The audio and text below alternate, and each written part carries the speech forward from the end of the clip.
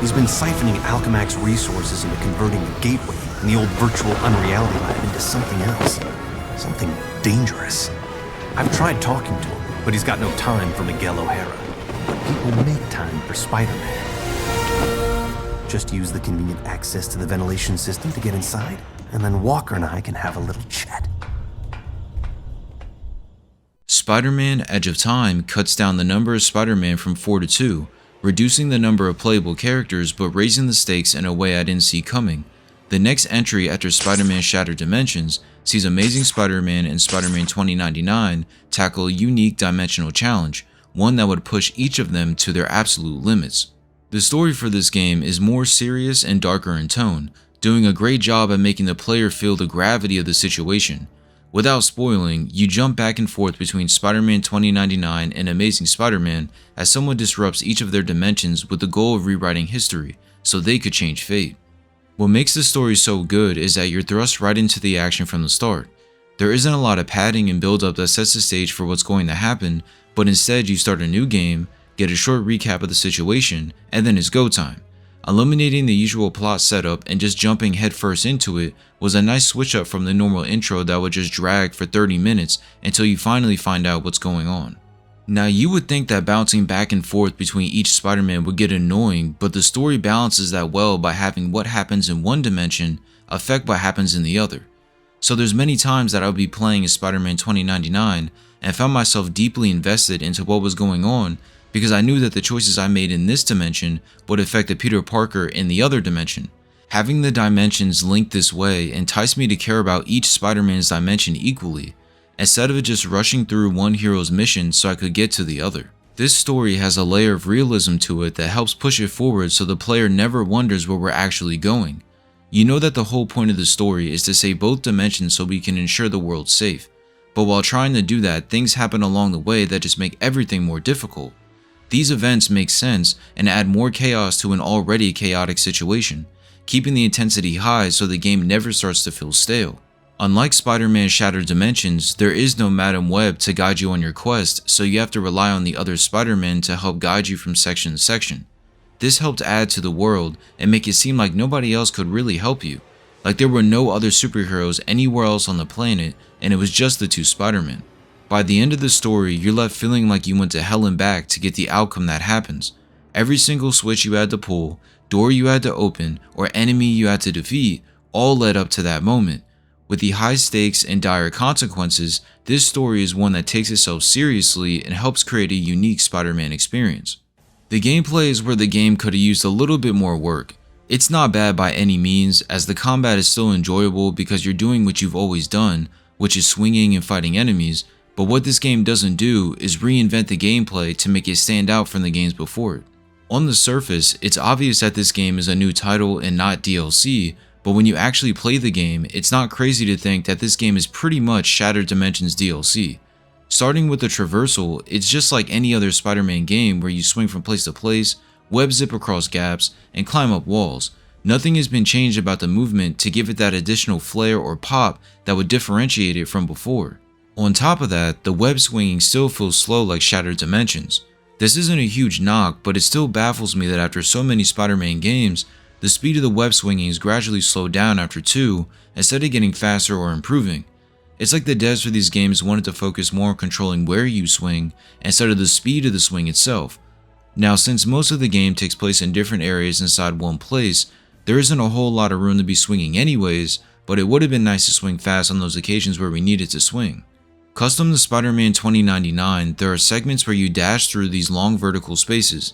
This was present in Shattered Dimensions, so when these portions came up I wasn't surprised, but for this game they changed something that alters the gameplay completely. As you're dashing, instead of moving Spider-Man to avoid some of the obstacles, you have to move a cursor to where you want him to be instead. I don't know why they thought this would be a good idea, but it's a huge adjustment to be aiming a reticle instead of aiming Spider-Man. Now there's other games where you have to move through areas while avoiding obstacles, and to my memory, most of those games required you to move the character you were controlling, not a cursor or a reticle. Changing this up may make you dread these sections instead of enjoying what's supposed to be an epic moment. The combat is pretty basic and doesn't do a whole bunch to improve what was established in Shattered Dimensions. You could perform your normal combos by pressing a combination of light and heavy attacks that you could use whenever, and in addition, each Spider-Man has the ability to slow down time, allowing them to get behind opponents and dash through lasers that were protecting important machinery. You didn't have unlimited time to use the ability either, as there's a meter that runs out after a bit of time. The meter is represented by the emblem that's right next to the health bar in the left corner of the screen. Now underneath that health bar is another meter. That meter is for your special ability for each Spider-Man. For example, Spider-Man 2099 has the ability called Accelerated Decoy, which will create an additional version of yourself and redirect enemy fire to that decoy while you ran around and attack the enemies. This ability was triggered by pressing L2 and would end after the meter would run out. These special abilities prove useful when facing enemies that had a fast attack pattern or were very aggressive. Since you're playing as two Spider-Man, there are upgrades that you can unlock for each.